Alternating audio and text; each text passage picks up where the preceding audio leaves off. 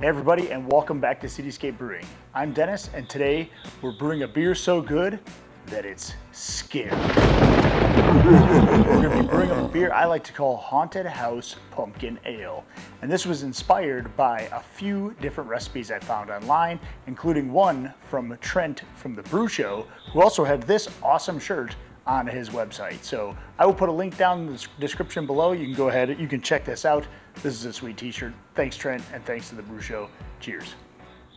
Before we go through all of this different stuff that we have in this recipe, which is a good one, I want you guys to all hit that like and subscribe button, grab yourself a beer, and we're gonna get after it.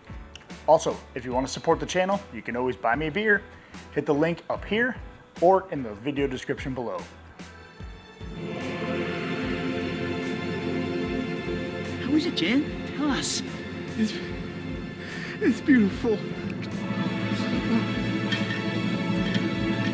All right, let's go through this recipe a little bit because it is a heavy hitter. And of course, we're gonna be using pumpkin because it's a pumpkin ale. But I'm not gonna be carving up one of these. We're gonna make it easy, and we're gonna roast some canned pumpkin, specifically about 3 pounds of it. And so before you get started on your brew day, you're gonna wanna toast and roast this pumpkin. So what I did is I opened up the cans, I lined a cookie sheet with parchment paper, I spread out the pure pumpkin all over the cookie sheet, I threw it in the oven at 350 degrees for about 15 to 20 minutes. After that, you can take that out and you can put it in a bowl. If you're gonna use it right away, put it in the refrigerator because you don't want that to be too hot because we're gonna be putting this in our mash and that can affect our mash temperature. Optionally, you can always add some brown sugar to this during the baking process, but I'm adding some brown sugar at the late end of my boil, so I opted not to do it for the baking portion. So I now have my pumpkin all roasted and toasted, and it's got that good roasty flavor. Also, your wife will love you because the whole house will smell like delicious fall pumpkin, so she can thank you later. Pumpkin's back! So first, before I go through the grain bill, let's talk about why my recipe is going to be a little bit different than others you're gonna see on normal websites. First, I don't wanna drink a pumpkin pie, right? I think a lot of the commercial beers that are online right now or commercially available are very, very pumpkin pie, very sweet, a lot of cinnamon and a lot of nutmeg. And so I'm not gonna be adding any cinnamon and any nutmeg. We'll add some spices, but they're gonna be different. And the reason is because we're going for a beer that's gonna be drinkable like an amber ale all the time, but it's also gonna have that pumpkin flavor that comes through and not just be overpowered by the spice. And then also the spices themselves are gonna help complement the beer and not be too overpowering where you're not gonna have more than just one, right? So some pumpkin beers are really sweet or really spicy. You could have one, but you definitely wouldn't go back for a second one. This one, you're gonna be coming back again and again, and then you're gonna bring it to mom's house for Thanksgiving because it's that dang good. All right, so let's talk about the malts that I've chosen for this specific beer. So we're gonna go with 50% two-row. Then we're gonna add a bunch of different accent malts or adjuncts in here to give it some different flavors. Specifically, a couple of these ingredients I've chosen like Special B and CaraMunich because they're gonna give some of those different raisiny flavors and other things in this beer, in addition to the pumpkin that we're adding in there as well in the mash. So we have a big mash that's gonna be happening with this one. You're also gonna want to throw in some rice hulls because the pumpkin itself is obviously going to be broken up in that mash a little bit, and it can easily get a stuck sparge if you're not careful. And then towards the tail end of the boil, right as we're flaming out, we're going to be adding some different spices, including ground ginger, ground allspice, cardamom, and ground clover. In addition to that, we're going to be adding just a smidge, probably a half a cup or so of dark brown sugar. That's going to help give it that kind of caramelly, roasty flavors, but it's not going to be too overpowering because there's no cinnamon and there's no nutmeg. So if you wanted to, in a pinch, rather than using these 4 spices that I'm going to be using today, you can just add a tablespoon or so of pumpkin pie spices. I would opt to go low, and you can always add a little bit later. About a tablespoon or so should do it. All right, without further ado, let's get on to that mash. We're gonna get our grains milled up, we're gonna get our water additions and our water heated up, and we're gonna get after it.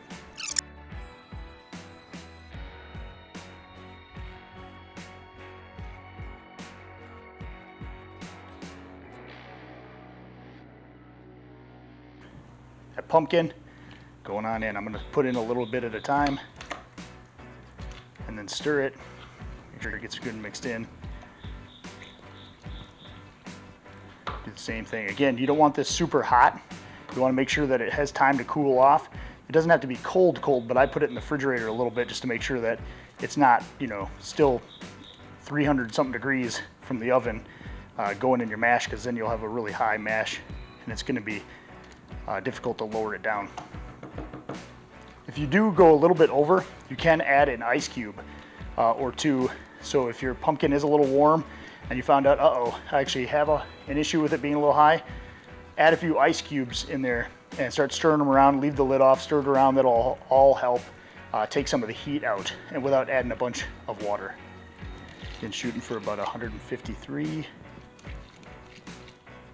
And we're at 152.4. So I think I'm happy with that. We're gonna leave that again for 60 minutes.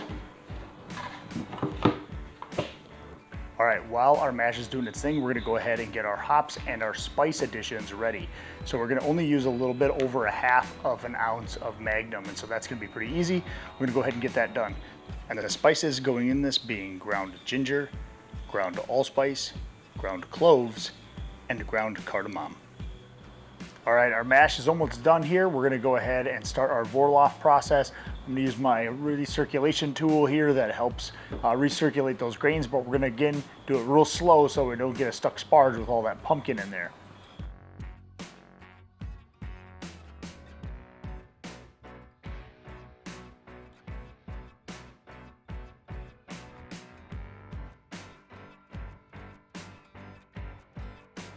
All right, so our first runnings are done. We got a little over 3 gallons. We're gonna go ahead and get our strike water in there, let that sit for about 10 minutes, do the same Vorloff recirculation process, and get to our final runnings, which would be about a little over 7 gallons. All right, we collected our 7.2 gallons, and now we're gonna go ahead and start our boil. All right, we're getting pretty close to the boil here. We're gonna go ahead and add some Firm Cap S that will help prevent boilovers. Again, just a few drops on the top, and that'll take care of it. All right, we're just getting up to a rapid boil here. We're gonna just make sure we're not gonna get a boil over. Like that. It's alive! Even though we added the firm cap, still can creep up on you really fast. All right, we're at a rapid boil. I think we're safe to say that we're probably not gonna get a boil over now. Gonna add our 0.6 ounces of Magnum hops. Give it one last sniff and going in. All right, guys, go ahead and pull out your yeast. For this one, I'm gonna be using Omega's Scottish Ale, which is OYL015. And so I didn't need to make a yeast starter for this one just because it is under 1070, and they say as long as this is less than 3 months, you're able to just pitch this right in. So we're gonna do that today. Our final gravity should be somewhere in the 1060 range. And so I'm gonna go ahead and pitch this thing after we get done cooling it down, but I'm gonna let it sit out on the counter and warm up to room temperature. All right, although we don't have any other hop additions throughout the boil, we are going to be adding a Werflock tablet and some yeast nutrient. About 15 minutes left in the boil. We're going to be adding those spices that we measured out right at the end of the boil, along with a half a cup of dark brown sugar. All right, we are done with our boil. I'm going to go ahead and shut off the burner. That's very important to do before you add your brown sugar and your spices, okay? So make sure you do that and add a little bit at a time. Sometimes this stuff can be pretty clumpy, and so you don't want to just dump the whole thing in there, and you don't want it to go all the way down to the bottom and scorch on your boil kettle. So you want to make sure that you're stirring a little bit in, add some, stir a little bit in, add some. All right, now we're going to add our spice mixture. Same thing here, just make sure you slowly dump it in and stir as you go. Dump a little bit in, stir it, make sure it's getting all mixed in with the wort. Oh, it smells awesome. All right, now we're gonna get this thing cooled down.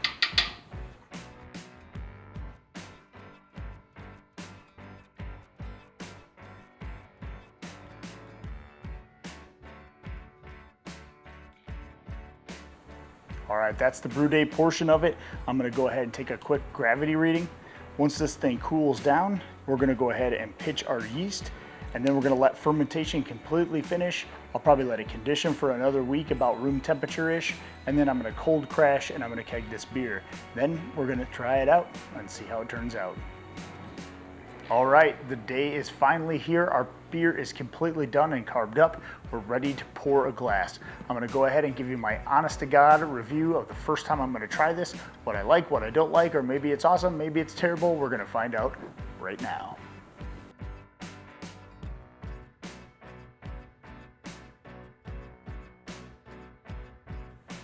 All right, let's start right off the bat. The color of this beer is really, really good. It is more on the dark side of the amber color, which is really what I was going for with some of those darker malts. It does have a bit of cloudier appearance, but I can't really tell if it's just because of the glass and it's being cold or not. But that's okay. I kind of don't mind that appearance, and it probably will clear up a little bit as it sits in the keg. Let's go in for the aroma next. Smelling it, you get exactly what you should smell with a pumpkin beer. You get some of those spices and that, even some of that perceived pumpkin sweetness in there and the aroma, and that's really what you'd be going for a pumpkin beer. So let's dive right in and see what it tastes like.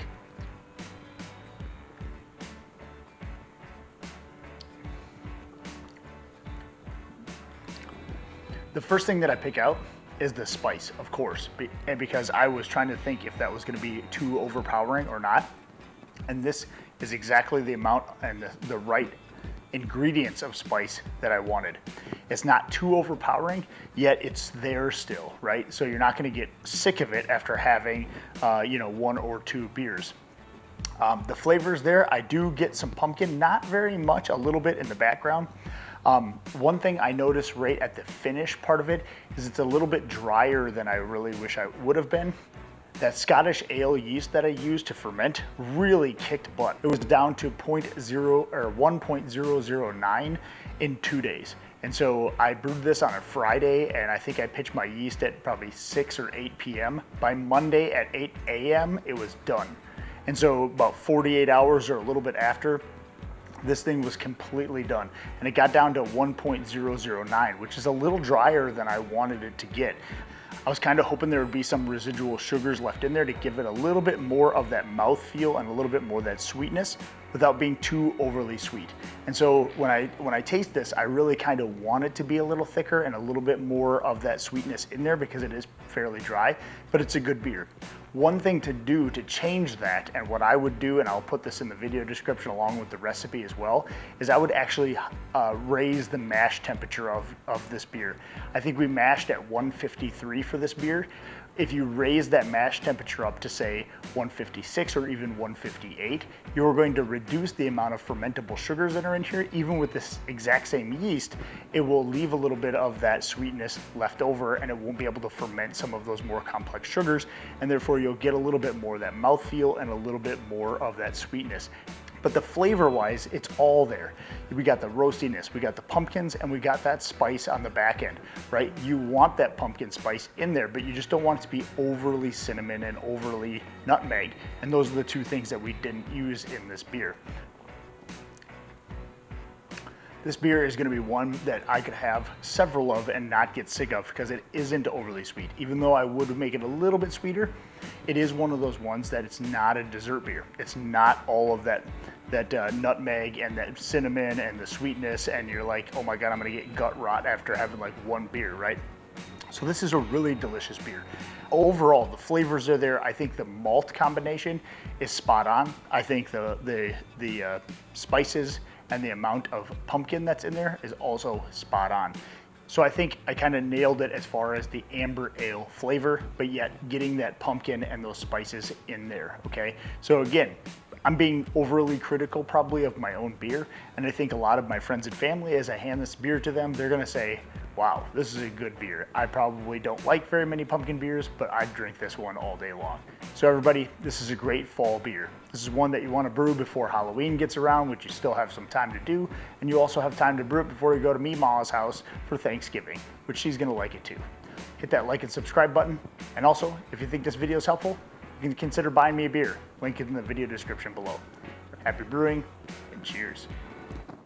Hey, Thanks for watching my video. I really do appreciate it. A way you can support the channel is just by buying me a beer. There's a button right there on the screen, and there's a link in the video description below. You can also check out the merchandise in our store, and you can hit the video on the screen right now. You know you want to.